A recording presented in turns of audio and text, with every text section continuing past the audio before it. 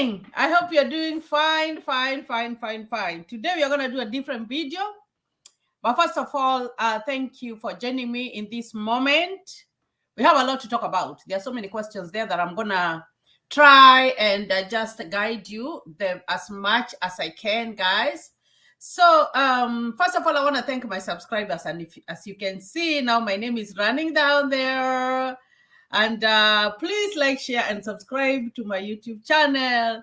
Thank you for watching. You guys are awesome viewers. And if you haven't subscribed, please subscribe, share, like, ask a question, anything, guys. So today I want to talk about some of the things that popped up on the live show that I did on Saturday. So there were a few things that came up, and that's what I want to talk about. So let's see. There's this person who was asking me about customary marriage. When you talk about customary marriage, it's where you have been married and you have lived, but you have never went to legalize your marriage. So this person was wondering, because it's a customary marriage, do they say whether they are married or they are not? You know, if you're married, you're married. Whether you have the paper or you don't have the paper. If you're married, you're married. Just know that in your mind. So when you're going to fill out that paper, I know I did that video about the form. If your spouse is not here in the US, you're just going to say you are married and your spouse is not a US permanent resident. So tick on that part. So don't worry whether it's customary or whether it is it's marriage on paper. That is not going to matter right now. But as long as you're married, you cannot leave out your family. You can't. You cannot. So you just enter the one that says are married and your spouse is not a US permanent resident. On the other hand, if your spouse is a US permanent resident or they are US citizen, you can indicate that, but at the same time you have an advantage, because if they are a US citizen or a US legal permanent resident, they can petition for you or they can file for you. Now, there was another person who asked me, I think the mother-in-law is here, but if she can sponsor her and her father-in-law, she can.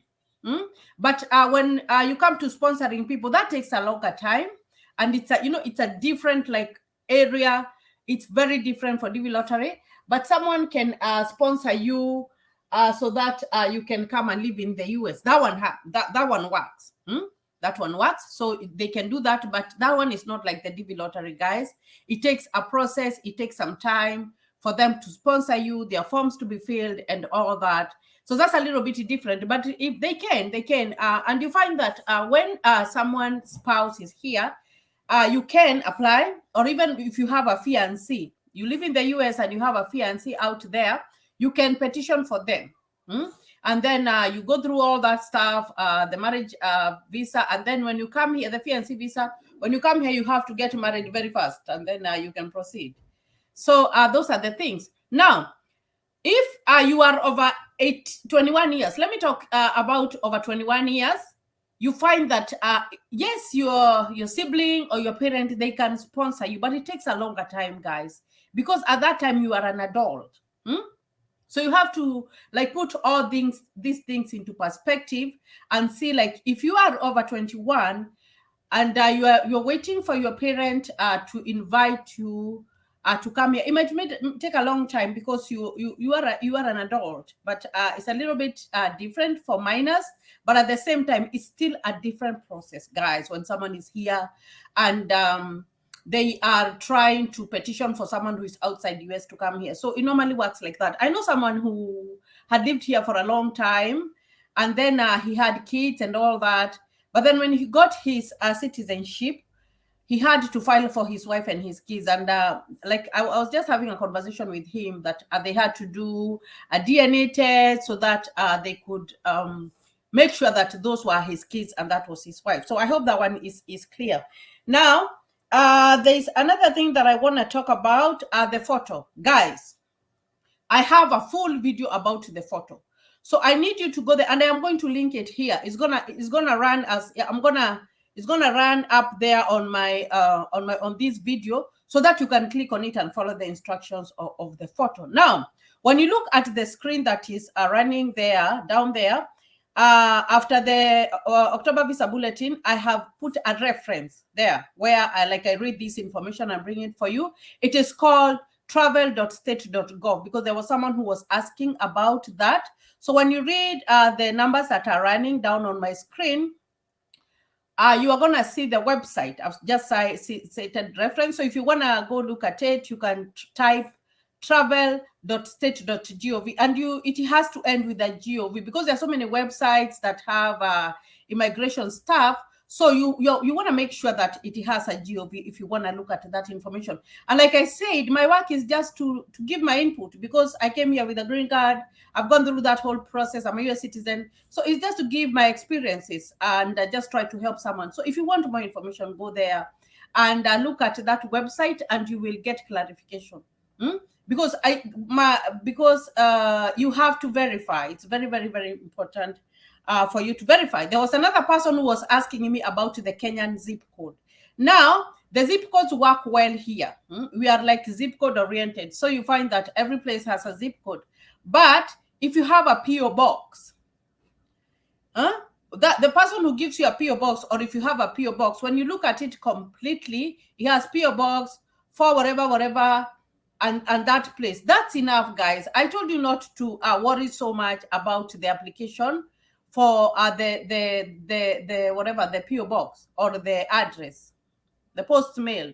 Let me call it the post mail because here in the US we call it the address. So don't want to worry so much about that. But it's important if it's for a friend, if it's for a relative, just ask them how it is, and then they're gonna tell you, and then you're gonna enter it there. So that one is very, very important, but it should not bother you.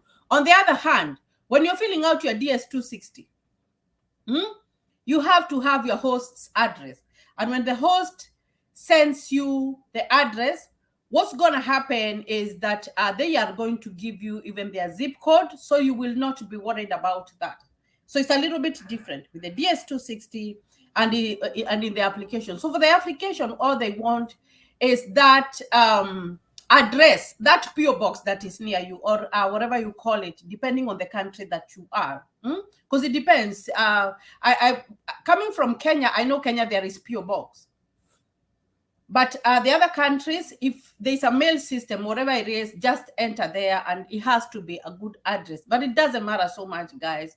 So it's very, very important for you to know that. Now, this marital status question, I'm going to talk about it again because this person was saying they have 3 wives. So can the 3 wives apply and they claim him? Now you find that I like to talk about like what happens here in the US. You find that here in the US is monogamy. Like you can only have 1 wife. So if they want to apply and put you there, then I cannot make a comment on that. But what I know is that they recognize a 1 man and a 1 woman. And I remember one of the questions that we were asked, and that's why I normally say now it's upon you to choose who is your favorite, and then you do the application with them. But there is no way that you're gonna do your application and you say this is wife number 1, this is wife number 2, and this is wife number 3. Actually, there is not that slot. They only have a slot for 1 spouse. So you have to decide. You have to decide. You have to decide. And then another thing that I wanted to talk about is you can make 2 entries. Remember, if you're married, you can make 2 entries. And so it's going to be, because I tried to explain that in someone in a text, but I didn't think that they understood what I was saying. This is what it is. You are married. If you're married, you've been living with that woman, you have kids and whatever, you are married. You know, you cannot say that you're single. And that one is not debatable. And like I said, when we got our DV lottery, it was a little bit different because we weren't married in that legal paper thing, but we had been married for many years. The only thing we hadn't done is legalize our marriage, which is very, very common. It's very, very common in Africa. You find that people have been living together. Sometimes they cannot be able to go and legalize their marriage because of finances. Others cannot go and legalize their marriage because they haven't paid dowry. You know the dowry system in Africa. Most countries have to pay dowry. You know the husband has to pay dowry. And then the wives of the girl have to allow you to do like that white wedding or whatever. But that doesn't mean that you're not married. So You can, and then when you apply as you're married. Because if you're married, regardless of whether it's in paper or not. You are, guys. That is according to the African, Kenyan, whatever. Because let's assume that you are married to someone and you had their kids, and that person decided to abandon you, and you have their kids and you take them to court. They will be answerable to something. You know what I mean? Although I know it's a little bit different because it has been legalized in Kenya that people can have many wives, but here in the US it's a little bit different.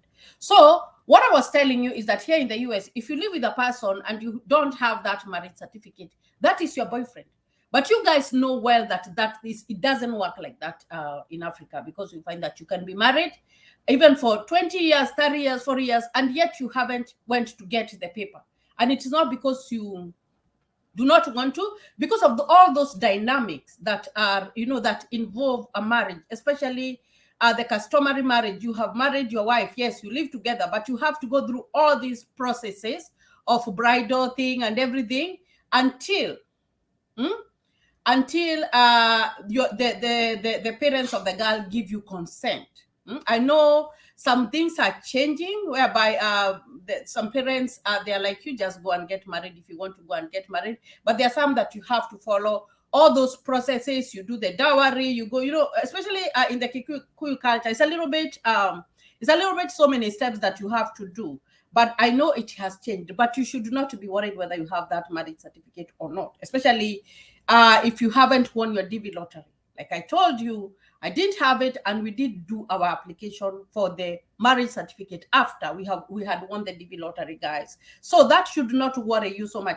And another thing, don't worry very much, because when the DV lottery comes on, I'm going to be here, and we're going to fill out that form. We will fill out the form, and then you will see how it's done, because it's so easy and it's so self-explanatory. What I don't want you to do, and I caution you every day, please do not leave out your family members.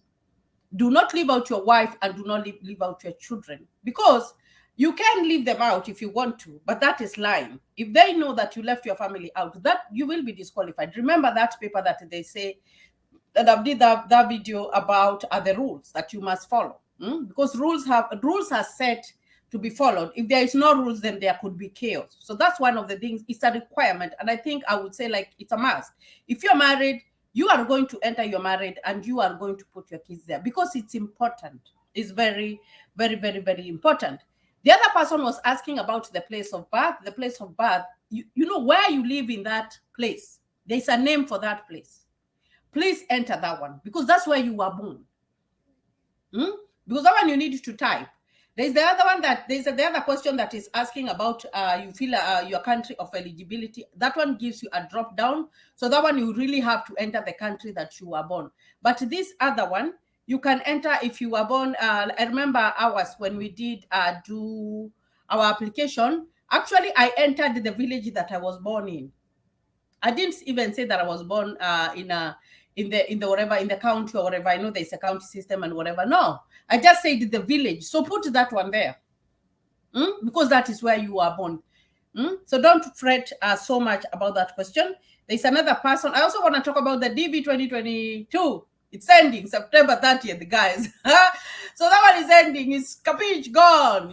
After September 30th, then they will start doing a DV 2023. So you have, if you're waiting, I'm not going to tell you to lose hope, but it's only going to be 11 days, and then it's going to be gone. And then they are going to start doing the DV 2023. And at the same time, in October is when we are going to do our DV lottery application. So very, very, very good updates there that I have. Now, the other person was asking about the 18 years old. Yes, if your child is below 21, you can include them in your application.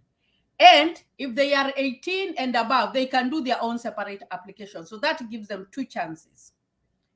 But if you're 18-year-old, or you're 17-year-old, or you're 19-year-old, they have a child.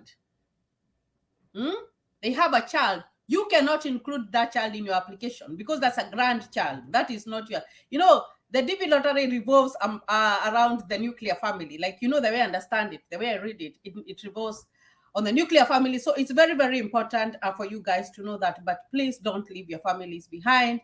I've seen it's a process, guys.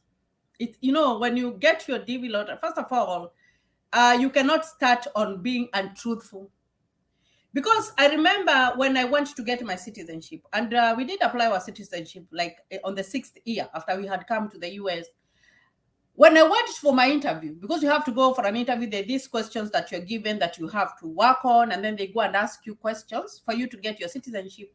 I remember I just sat across my consular, and when I sat across there, now he was just looking for staff. He had this big file, and I remember seeing the copy of our marriage certificate. And that copy of the marriage certificate, that was 6 years later. That copy of the marriage certificate, we had given it in the embassy during our interview. So they have everything. So there is no way, and this is records. And that's why I normally say, when you fill out your DS 260, it has to be truthful, guys, because you don't want to give information that is conflicting, and then it comes to haunt you. You don't want to do that, guys. So it's very, very important for you to make sure that you are entering the right things, and the things that you're going to remember. The truth never fades, and the truth is always the truth. So, but if you lie, it's going to remember. So what I'm trying to put across is that however you are married, fine. You're single, fine. You have adopted kids, fine. But make sure that you enter them there. So the only thing that they will require when you go to the embassy, of course, if you're married customarily, and you have won your green card and everything, of course, when you go for the interview, they will require that marriage certificate. And I normally tell you guys, when you go to the embassy, those people are human beings. They are not, people are so scared. And I was that scared, guys, when we were going for our interview. I was so, my heart was just beating. But you find that when you go with your truthfulness, there is nothing that you have to hide. Of course, if they had asked us, why do you have a new marriage certificate? And looks like you had, because the time that we entered that we got married was not what was on the marriage certificate, because we had just got it. So you'll just tell them, yes, we were married, we had been married for a long time, but we didn't get that paper, of which sometimes it doesn't matter. And I've talked about all those dynamics that go into, especially in an African customary marriage, before you are allowed to do that white marriage. So very, very, very, very important things, guys. And there's another person who asked about medical. So I do not like putting figures on the medical, because you should only worry about the medical when you have won the DV lottery, guys. When you have won the DV lottery, they will give you instructions of what to do next. Here are the next steps to follow. So those steps, you follow them, and you fill out your DS 260 and what is required. Then from there, after you have submitted online, nowadays we don't send documents, because we used to send documents. I remember us sending documents through the post office. That one is not done anymore unless they introduce it again. You find that when you send your documents and your visa is ready, and that is why we talk about the visa bulletin. Your visa is ready, then they are going to send you a second notification letter. That second notification letter is going to have further instructions, guys. So don't worry about that.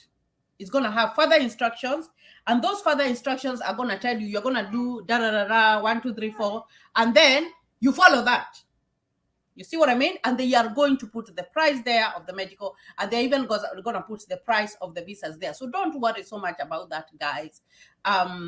Because if you have won that, and if you have won the DV lottery right now, I am sure that you have those instructions. So follow that and you will be good to go. Now, the photo, the B1, B2, or whatever photo it is, the photos are the same. The photos are the same. And I will link the photo video over here. So guys, I hope that I've answered most of the questions. And if you have more, don't hesitate to ask, guys, and continue sharing my videos, continue subscribing. Guys, I'm overwhelmed. We are growing. I'm looking for 10,000, and I hope that you guys will help to share my videos until we get to there. So thank you, guys. See you in another video. God bless you.